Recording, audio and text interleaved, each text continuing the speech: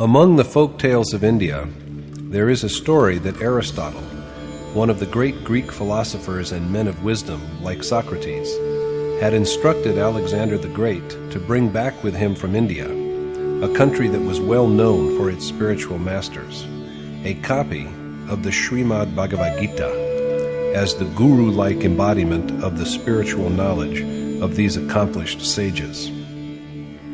The essential concept of one single God as the ultimate reality taught in the Gita has been propagated in different languages at different times around the world by such great masters as Moses, Jesus, and numerous Sufi saints also. Due to language and cultural differences, it can appear that the teachings of these great masters are differentiated. But indeed, their essence is identical to the wisdom conveyed by Krishna to Arjuna in the Gita. As such, the Gita is indisputably a spiritual textbook for the entire human race. By presenting the essence of Yatharth Gita, Swami Adgadanandaji has made an invaluable contribution to all of mankind.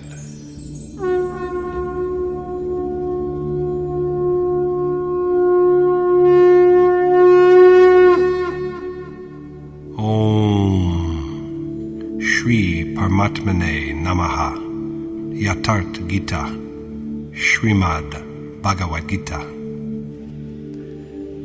Chapter 5. The Supreme God, Enjoyer of Yajna. In Chapter 3, Arjuna said, Lord, why do you cast me into dreadful acts when you believe that the way of knowledge is superior? He found the way of knowledge easier to practice, for this way assures heavenly life in the event of defeat, and the state of ultimate glory in that of victory. So there is profit in both success and failure. But by now he understands well that action is a prerequisite of both the ways.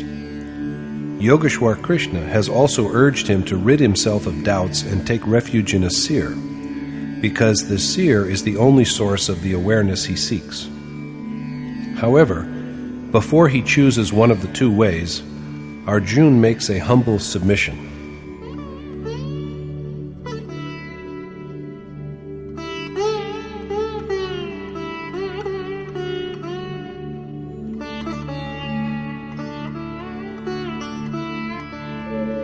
Sannyasam karmanam Krishna punaryogam cha shamsasi Yachreya etayorekam tanme bruhi sunishchitam. Arjuna said, You have so far commended, O Krishna, both the way of knowledge through renunciation and then the way of selfless action. So now tell me, which one of the two is decidedly more propitious? Krishna has extolled action by the way of knowledge through renunciation, and then he has spoken approvingly of action done with a selfless attitude. So Arjuna now wishes to be enlightened on the specific way which in Krishna's well-considered view is more conducive to his well-being. If we are told two ways for going to a certain place, it is but proper to inquire which one of the two is more convenient. If we do not raise this question, the implication is that we do not have to go anywhere. Yogeshwar Krishna responds to Arjuna's submission thus.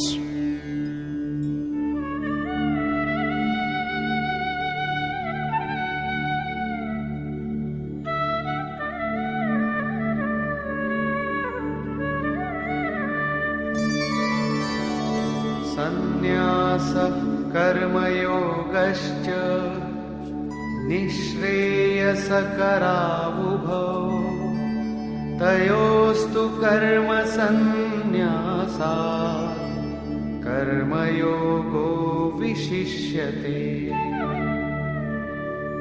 The Lord said, Both renunciation and selfless action achieve salvation, but of the two, the way of selfless action is the better, because it is easier to practice. If both the ways are equally effective in bringing about the final absolution, why is the way of selfless action described as superior? This is what Krishna has to say about it.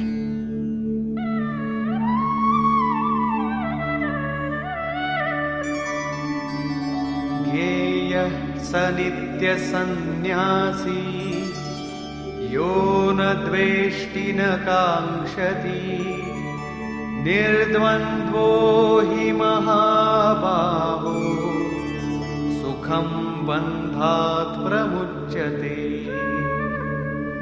O the mighty-armed Arjuna, he who envies none and desires nothing is fit to be regarded as a true sannyasi, and, liberated from the conflicts of passion and repugnance, he breaks away from worldly bondage. The one who is free alike from love and animosity is a sannyasi, a man of renunciation, irrespective of whether he has chosen the way of knowledge or the way of selfless action. Emancipated from both attachment and aversion, he is happily released from the great fear of repeated births.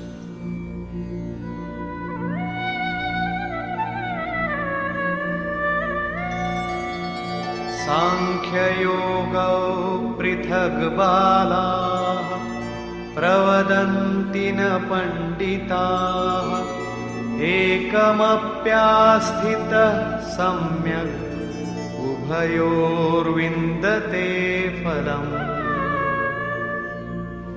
It is the ignorant rather than men of wisdom who make a distinction between the way of knowledge and the way of action. For he who dwells well in any one of the two attains to God. Only they who know but inadequately of spiritual life find the two ways divergent, because the final outcome of both is the same, namely, attainment of God.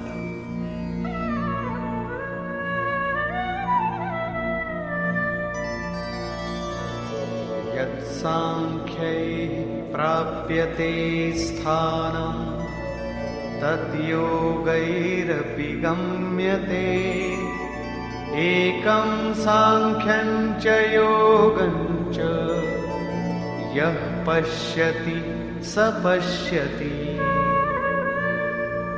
That man perceives reality who regards the way of knowledge and the way of selfless action as identical, because the liberation attained by knowledge is also achieved by selfless action.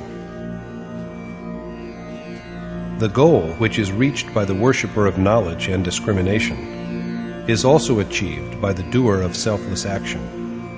So he knows the truth who regards the two ways as similar from the point of view of consequence. Now, when the two ways converge at the same point, why does Krishna pronounce one preferable to the other? He explains,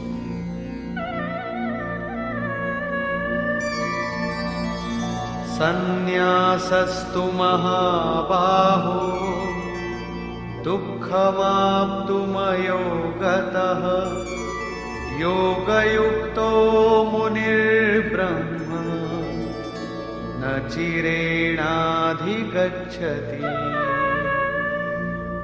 But, O the mighty-armed Arjuna, renunciation is well nigh impossible to achieve without selfless action. But the one whose mind is set on God is soon united with Him. The giving up of all that we have is most painful without selfless action. It is indeed impossible if selfless action has not been initiated at all. Therefore, the sage who reflects on the identical God and whose mind and senses are stilled soon attains to that God by the performance of selfless action. It is but evident that selfless action has also to be practiced on the way of knowledge, because the requisite action for both the ways is the same. This is the act of yajna, which precisely means worship. The difference between the two ways is only a matter of the worshipper's attitude. whereas one devotes himself to the deed after a thorough appraisal of his own ability and with self-dependence. The other, the doer of selfless action, engages in the task with total reliance upon the adored God. So whereas the former is like a student who studies for an examination privately, the other is like one who is enrolled in a school or college. Both of them have an accomplished teacher to master the same course, take the same test, and even the certificate to be awarded to them is the same. Only their attitudes to their task are different.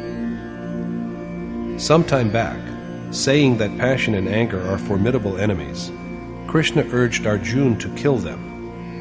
Arjuna found it most painful. Krishna thereupon told him that beyond the body there are the senses, beyond the senses there is the mind, beyond the mind there is the intellect, and beyond all these there is the self, the power at whose behest he is driven to all his actions. To act with a clear understanding of one's own strength and with dependence on one's own ability is the way of knowledge. Krishna prompted Arjuna to concentrate his mind on him and fight, dedicating all his actions to him, and in total freedom from attachment and grief. To perform a deed with a sense of surrender to the worshipped God is the way of selfless action. So the action in the two ways is the same, and so is the final outcome.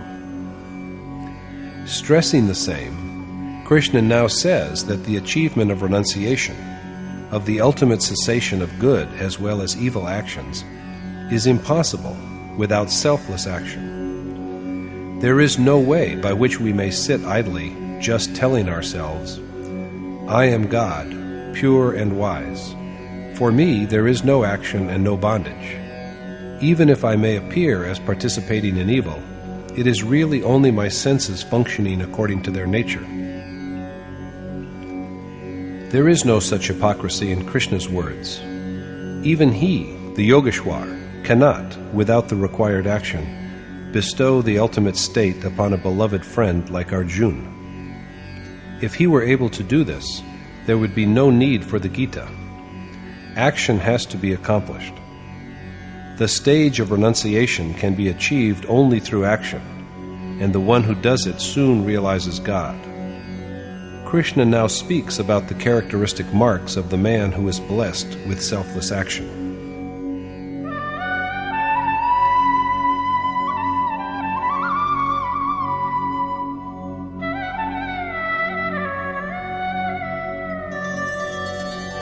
योगयुक्तो विशुद्धात्मा विजितात्मा जितेन्द्रियः सर्वभूतात्मभूतात्मा कुर्वन्नपि न लिप्यते.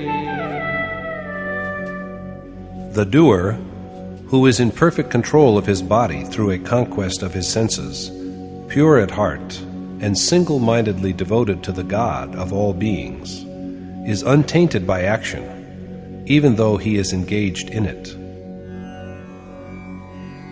That man is possessed of yoga, of selfless action, who has conquered the body, whose senses are subdued, whose thoughts and feelings are spotlessly clean, and who has realized his identity with God, the Spirit of all beings.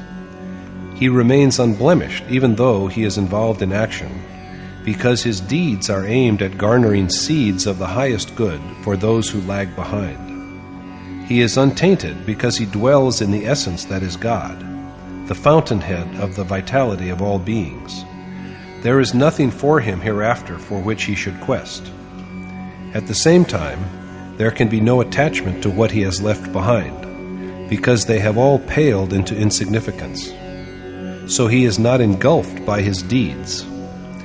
Thus we have here a picture of the ultimate stage of the worshipper who has achieved selfless action. Krishna explains again why this man, blessed with yoga, remains unattached to action.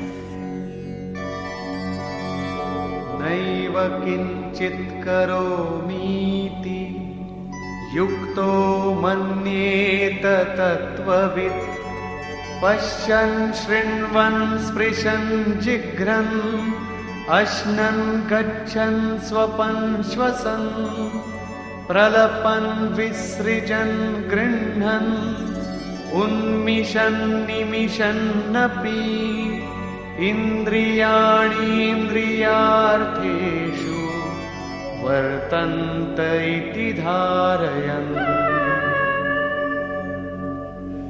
The man who perceives in whatever he is doing, whether hearing, touching, smelling, eating, walking, sleeping, breathing, giving up or seizing, and opening or closing his eyes, that only his senses are acting according to their properties, and that he himself is a non-doer, is indeed the one with true knowledge.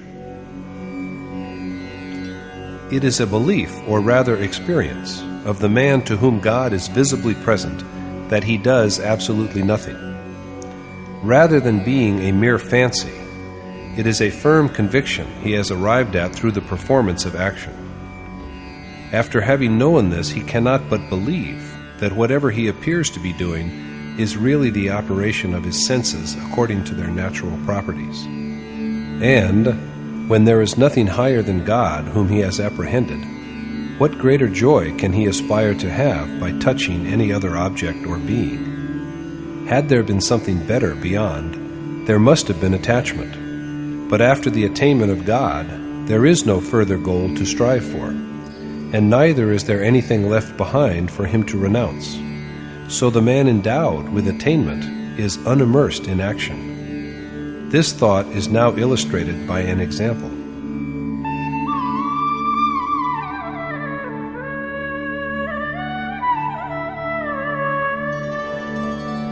Brahmanyadhaya karmani sangam tyaktva karoti yah lipyate na sapapena The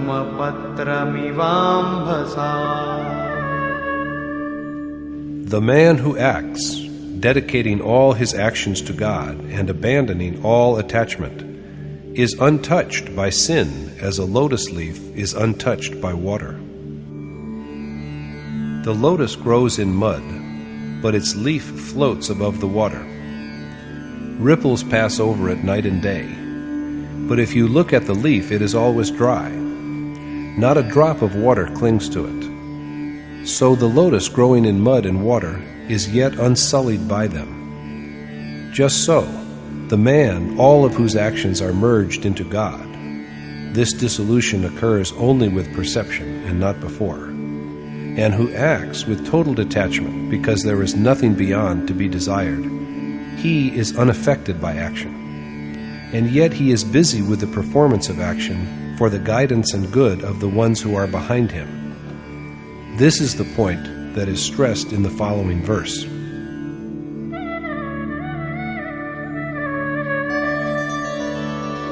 Kayena manasa buddhya kevalairindriyairapi yogina karma kurvanti sangam tyaktvatma shuddhaye.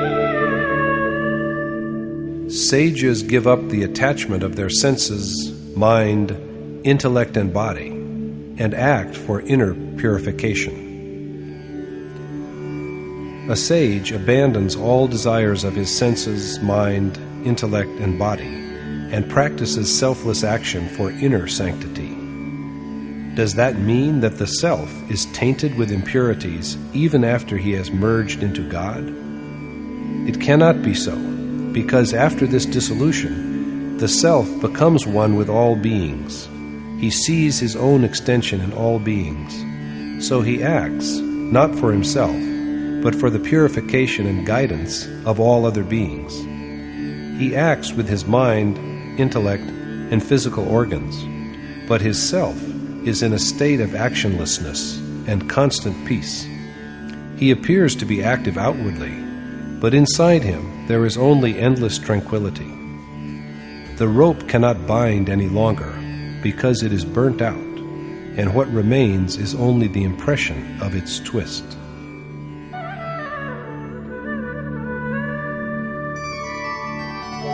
Yuktah karma phalam tyaktva shantimapnoti naishtikim ayuktah kamakarena phale sakto nibadhyate.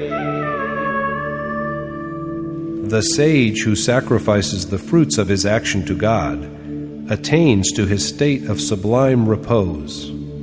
But the man who desires rewards of action is chained by desire. The man who is blessed with the final outcome of selfless action and who dwells in God, the root of all beings, and who has forsaken desire for the fruits of action because the God who was the goal of his action is no longer distant from him, such a man achieves the state of sublime peace, beyond which there is no greater peace, and beyond which he will never again know restlessness. But the wayfarer, who is still on his way and still attached, he has to be attached because the fruit of his action, God, is still unattained. Attached to the consequence of his action, he is fettered by it. So desires continue to arise until the moment of attainment, and the worshipper has to be on his guard right up until that point.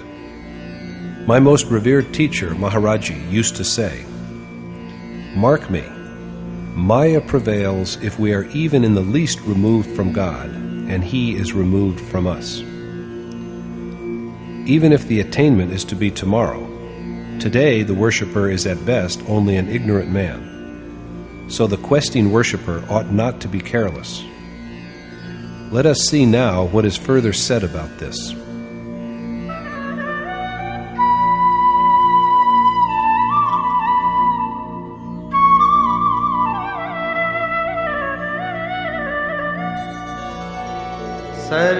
सर्वकर्माणि मनसा सन्न्यस्यास्ते सुखं वशी नवद्वारे पुरे देहि नैव कुर्वन्न कारयन्. The man who is in perfect control of his heart and mind and acts accordingly dwells blissfully in the abode of his body with its 9 apertures, because he neither acts himself nor makes others act.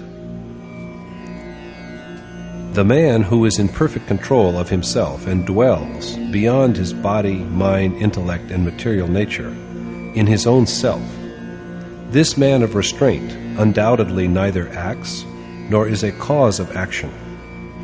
Even prompting the men left behind to act does not affect his serenity. This man who has realized his self and abides in him, and who has subdued all his organs which provide him with objects of physical pleasure, dwells in the ultimate bliss that is God. In truth, thus, he neither acts nor effects any undertaking of action. The same idea is stated differently when Krishna says that God, too, neither acts nor gets any action accomplished. The accomplished teacher, God, the adored one, the realized sage, the enlightened guru, and the endowed one, all are synonymous. No God descends from heaven to accomplish anything. When he functions, he operates through these self-abiding, reverent, and loving souls. The body is a mere dwelling place for such a soul. So the action of the Supreme Self is the same as that of the individual self, because he acts through him. So in truth, the self who has become one with God does nothing, even while he is engaged in action. The next verse is again related to the same problem. Na kartritvam na karmani lokasya srijati prabhu na karma phala sanyogam svabhavastu pravartate. God neither creates action nor the capacity for action, and not even the association of action with its fruits, but at the same time, vitalized by his spirit, it is nature that acts. God makes neither the power of beings to act nor actions, nor does he decide the fruits of action, and all objects and beings act only under the pressure of innate natural properties. One acts according to the three properties, tamas, rajas, and sattva. Nature is vast, but it affects a man only to the extent to which his natural disposition is virtuous or vitiated, divine or devilish. People usually say that it is God who does or gets things done, and we are mere instruments. It is He who makes us do well or ill.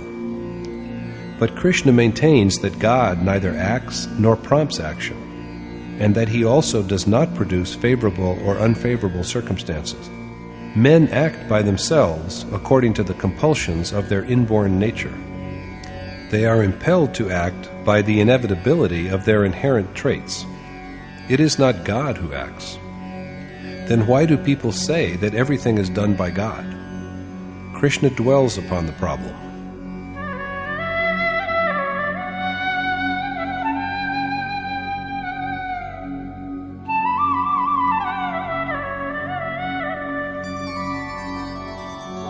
नादत्ते कस्यचित् पापं न चैव सुकृतं विभुः अज्ञानेनावृतं ज्ञानं तेन मुह्यन्ति जन्तवः.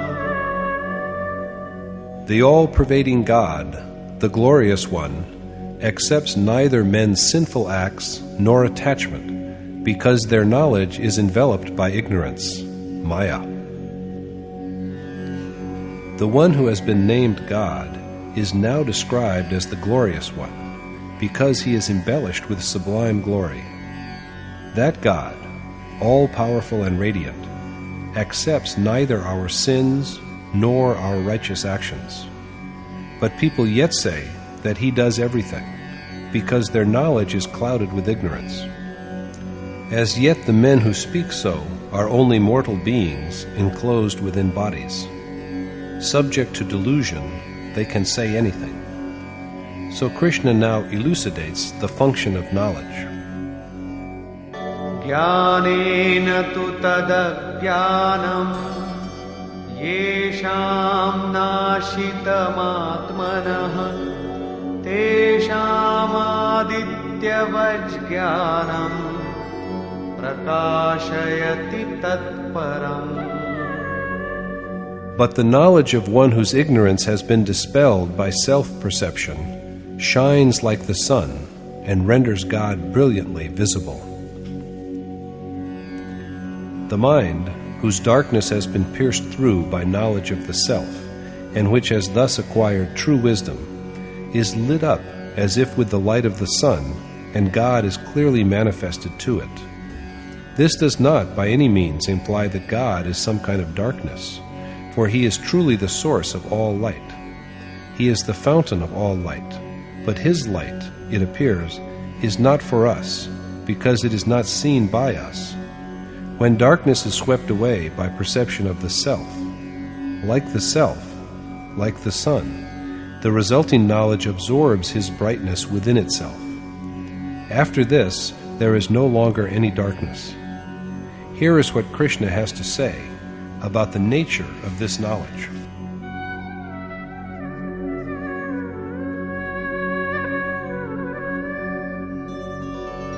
Tat-buddhayastad-atmana tannishthastad-parayanaha gacchantya punaravrittim jnana-nirdhuta-kalmashaha. Those men attain salvation, after which there is no next birth, whose mind and intellect are free from delusion, who dwell with a single mind in God and put themselves at His mercy, and who are freed from all sin by knowledge. That state is knowledge in which a man dedicates himself entirely to God and is dependent upon Him, with a mind and an intellect shaped accordingly and overflowing with His essence. Knowledge is not garrulousness or being argumentative. The man who is endowed with this knowledge attains to salvation and is liberated from physical ties. It is such men who are called Pandit, men of profound learning and wisdom. Only a man who has achieved this ultimate state deserves the name of Pandit.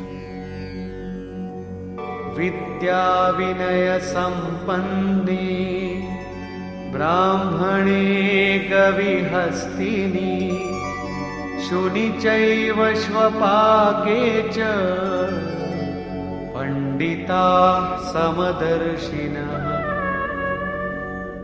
Sages who look evenly at a Brahmin, a cow, an elephant, a dog, and even the most despicable of men are blessed with the highest degree of knowledge.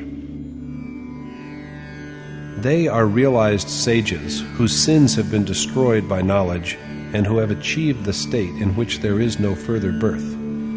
And such men regard all creatures impartially, making no distinction between a discerning Brahmin and an outcast, or between a dog and an elephant. In their eyes, there is neither any special merit in the wise and learned Brahmin, nor any special demerit in the ostracized man. For him, neither is a cow holy nor a dog unholy. He does not find any special greatness about a massive elephant. Such men of knowledge are impartial of view and equal-minded. Their eyes are fixed not on the skin, on the external form, but on the soul, the inner essence. The difference is only this: men who know and are reverent to the self are close to God, whereas others straggle behind. Some have gone a stage ahead, while some are yet lingering behind. Men of knowledge are conscious that the body is but an apparel, so they look at the embodied soul and attach no significance to the outward form. They do not discriminate. Krishna was a cowherd, and he had tended cows, so he should have spoken of this creature in reverential terms. But he has done nothing like that, and he concedes no place to the cow in Dharma. He has only admitted that, like other beings also, she has a soul. Whatever be the economic importance of cows, their religious elevation is just an invention of the ignorant with enslaved minds. Krishna said earlier that ignorant minds are riven with dissensions, because of which they devise an endless variety of deeds. The 18th verse suggests that there are two kinds of sages. First, there are sages whose knowledge is perfect. Secondly, there are sages who are possessed of reverent knowledge. Let us linger for a moment to see how they are different. It is an axiom that everything has at least two stages: the highest, the ultimate stage, and the initial, the lowest stage. The lowest stage of worship is the one at which it is commenced, when it is taken up with discernment, detachment, and dedication, while the highest stage is that at which the final outcome of the act of worship is about to emerge. The same is true of the Brahmin class, the state of sattva, when there is the advent of properties that provide access to the Supreme Spirit, and there is the presence of knowledge and a reverential attitude. At this stage, all the faculties that take one to God are spontaneously active within: control of mind, restraint of senses, beginning of the process of intuition, direct perception, steady contemplation, concentration, and abstract meditation. Its highest stage is reached when, with gradual perfection, the self at last stands face to face with God and is dissolved in Him. Now, that which had to be known is perfectly known. The sage who has achieved this is the one with perfect knowledge. This sage, who is now beyond rebirth, looks equally at creatures, because his eyes are turned within to see the enshrined self. So Krishna now describes what is the ultimate lot of this sage.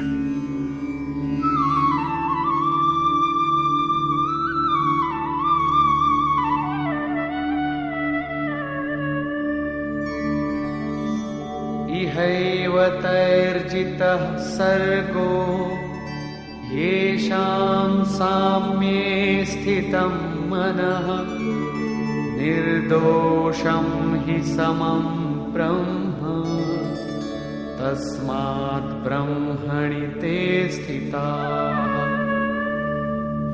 They who achieve the state of equality conquer the whole world within the mortal life itself, because they rest in God, who is also unblemished and impartial. Sages with perfectly poised minds are freed from material nature during their worldly life itself. But what is the relation between an even mind and conquest of nature? When the world itself is annihilated, what is the position of the self?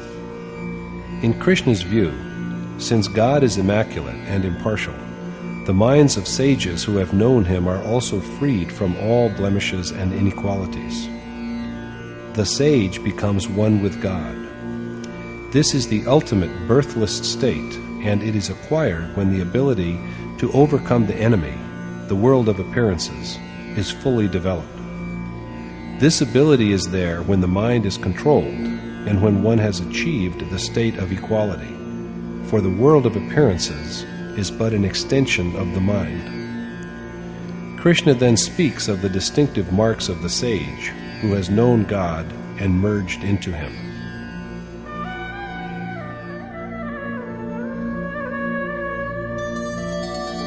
न प्रहिष्येत् प्रियं प्राप्य no द्विजेत् प्राप्य च प्रियं स्थिरबुद्धिरसम्मूढो ब्रह्मविद् ब्रह्मणि स्थितः. That equal-minded man dwells in God, who is neither delighted by what others love, nor offended by what others scorn, who is free from doubt, and who has perceived him. Such a man transcends feelings of love and hatred. He does not go wild with joy when he gets something which is cherished and admired by others. In the same way, he is not repelled by what others find distasteful. With such a constant mind, free from doubt, and endowed with knowledge of the divine self, he always dwells in God. In other words, he is a man of attainment, and बाह्यस्पर्शेष्वसक्तात्मा विन्दत्यात्मनि यत् सुखम् स ब्रह्मयोगयुक्तात्मा सुखमक्षयमश्नुते. that man becomes one with God and enjoys eternal bliss, who is single-mindedly dedicated to him, and whose heart is free from desire for worldly joys. The man who has renounced desire for the pleasure of objects of the external world attains to the felicity of God. His self is united with God, and the resulting happiness is therefore eternal. But this happiness comes only to him who is unattached to pleasures.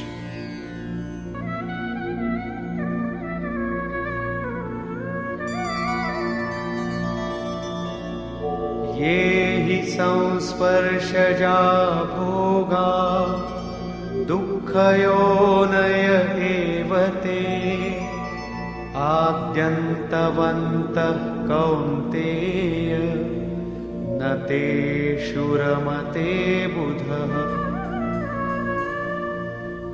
Since the pleasures arising from the association of senses with their objects are a cause of grief and are transitory, O son of Kunti, men of wisdom do not desire them. Not only the skin, but all senses feel the sensation of touch, of contact. Seeing is the touch of the eye, as hearing is the touch of the ear. although seeming pleasant to experience, all the enjoyment arising from these contacts of senses with their objects only leads to miserable births. Moreover, these sensual gratifications are also transient and destructible. So Arjuna is told that men of discrimination are not entangled in them. Krishna then enlightens him on the evil that is embodied by attachment to these pleasures.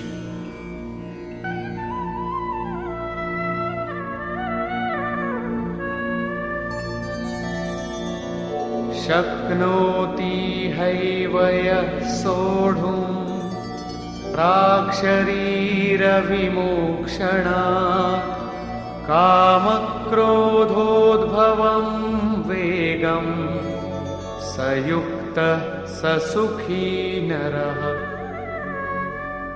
That man in this world is a true and blessed yogi who, even before the death of his mortal body, acquires the ability to withstand the onslaughts of passion and anger and conquers them forever. He is the real man, Nara, meaning Na and Raman, one who is not given to physical dalliance. Even while he is living in the mortal body, he is capable of facing the fierce urges of passion and anger and of destroying them. He has achieved selfless action in the world, and he is happy. He has won the happiness of identity with God, in which there is no grief. According to divine ordinance, this happiness is acquired in this mortal worldly life itself, and not after the death of the physical body. This is what Sant Kabir intends to convey when he counsels his disciples to place their hope in this life. The assurance that salvation comes after death is false and given only by unworthy and selfish teachers. Krishna also says that the man who succeeds in overcoming his passion and anger in this life itself is the doer of selfless action in this world, and he is blessed with everlasting happiness. Passion and anger, attraction and repulsion, desire for the touching of objects by the senses, are our mortal enemies, whom we have to vanquish and destroy. Krishna again dwells upon the nature of the doer of selfless action. Yontah sukhontararamah tathantar jyotirevayah sayogi brahma nirvanam brahma bhutodhigacchati. The man who knows his self and whose happiness and peace lie within merges into God, and he attains to the final beatitude that lies in him. The man who is joyous within, at peace within, and illumined within by his perception of the self and the identical universal spirit is a realized sage who is united with God and who attains to his ineffable state. In other words, there is first destruction of perversions, alien impulses such as attachment and aversion, then the emergence of perception, and finally submersion in the all-pervading ocean of final beatitude.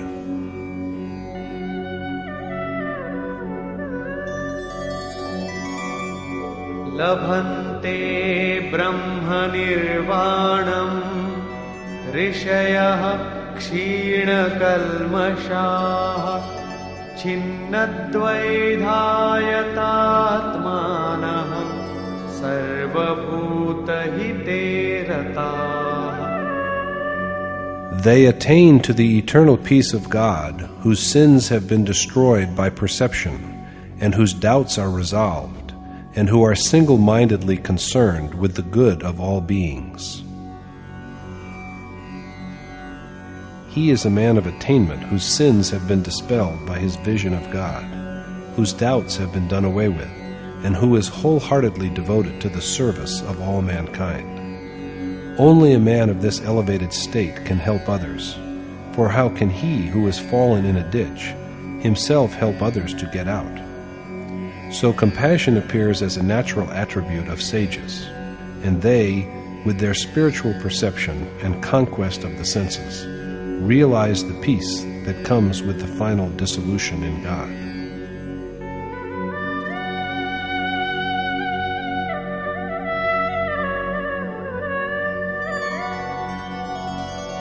कामक्रोधवियुक्तानां यतीनां यतचेतसाम् अभितो ब्रह्मनिर्वाणं वर्तते विदितात्मनाम्.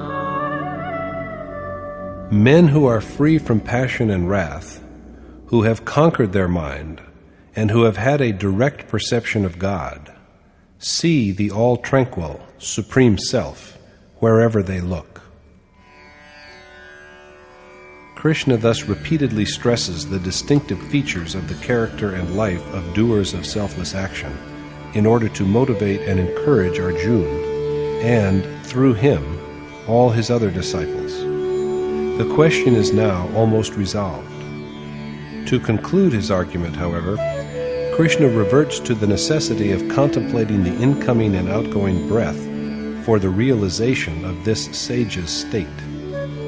In Chapter 4, he told us of offering pran to apan, of sacrificing apan to pran, and of the regulation of both the life winds while giving his account of the process of yajna. The same subject is taken up again at the end of the present chapter.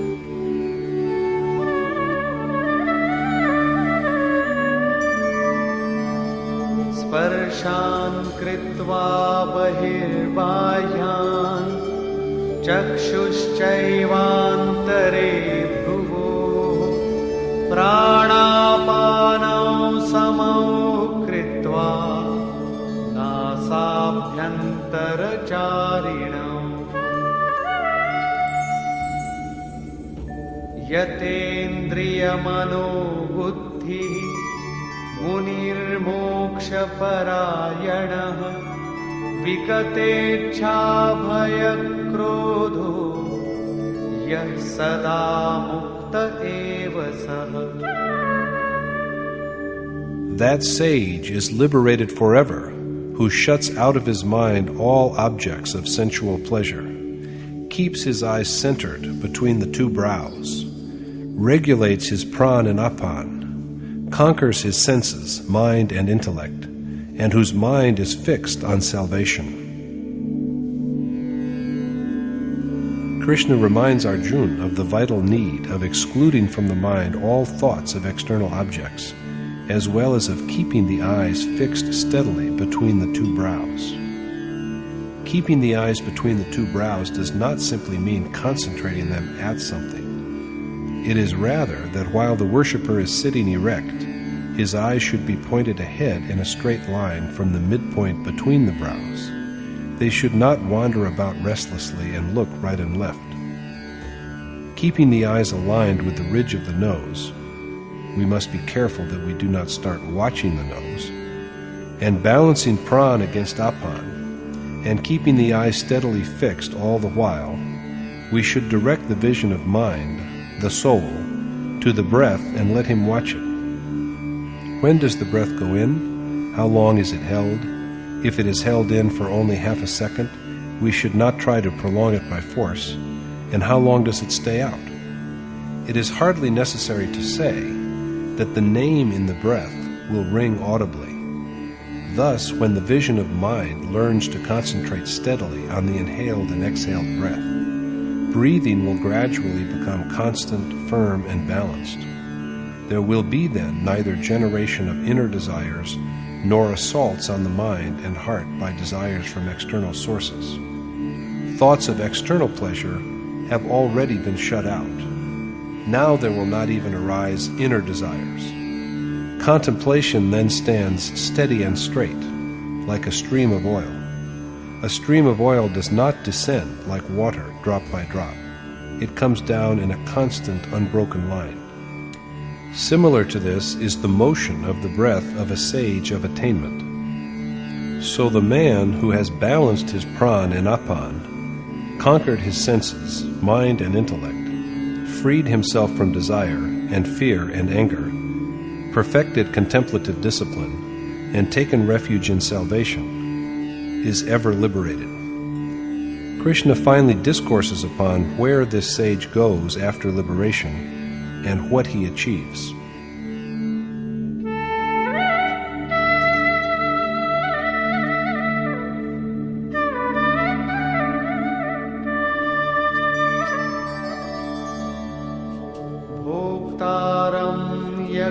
Tapasam sarvalokamaheshwaram suhridam sarvabhutanam vyatva mam shanti mricchati. Knowing the truth that it is I who enjoy the offerings of yajna and penances, that I am God of all the worlds, and that I am the selfless benefactor of all beings, he attains to final tranquility. This liberated man, who knows that Krishna, God of the gods of all worlds, is the recipient and enjoyer of the offerings of all yajna and penances, and that he is the selfless well-wisher of all beings, knowing all this, he achieves the ultimate repose. Krishna says that he is the enjoyer of the worshipper's yajna of inhaled and exhaled breath, as well as of austerities. He is the one in whom yajna and penances are at last dissolved, and so their doer comes to him, the ultimate serenity that results from the completion of yajna. The worshipper, liberated from desire by selfless action, knows Krishna and realizes him as soon as he is blessed with this knowledge. This is named peace, and the one who achieves it becomes God of gods, just as Krishna is. Conclusion. At the beginning of the chapter, Arjuna raised a question about Krishna's alternate praise of the way of selfless action and the way of knowledge through renunciation. He wished to know which way, according to Krishna's considered judgment, is doubtlessly superior. Krishna told him that there is ultimate good in both. In both, the worshipper has to perform the ordained act of yajna, but the way of selfless action is yet superior. Without such action, there is no end of desire and of good and evil deeds. Renunciation is the name, not of a means, but of the goal itself. The man of renunciation is a doer of selfless action, a yogi. Godliness is his mark. He neither acts nor makes others act, and all beings are engaged in action only under the pressure of nature. He is the seer, the pundit, because he knows God. God, Krishna, is known as an outcome of yajna. He is the one into whom breath recitation, yajna, and purificatory rites all merge. He is the tranquility which the worshipper experiences as an outcome of yajna. That is, with the attainment of this repose, he is transformed into a realized sage like Krishna. Like Krishna and other seers, he also becomes God of gods because he is now one with God. That the coming about of this attainment may take a number of births is a different matter. Chapter 5 has thus elucidated the unique and amazing point that the power that dwells within the sage after his realization of God is no other than the spirit of the Supreme Lord, of the God who is the enjoyer of the offerings of all yajna and penances.